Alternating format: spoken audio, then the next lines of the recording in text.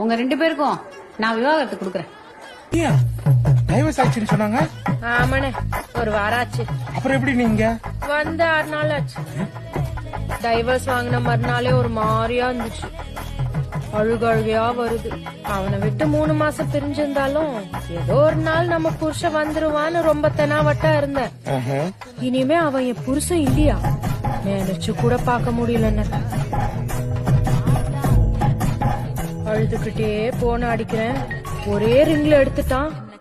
என்ன விட்டுட்டு போயிட்டே இல்லடா அப்படின்னு நான் ஓன்னு அழுகுறேன். இவன் பைக்க எடுத்துக்கிட்டு வரத்துக்குள்ள என்னால இருக்கவே முடியல. 6 கிலோமீட்டர் ஓடியே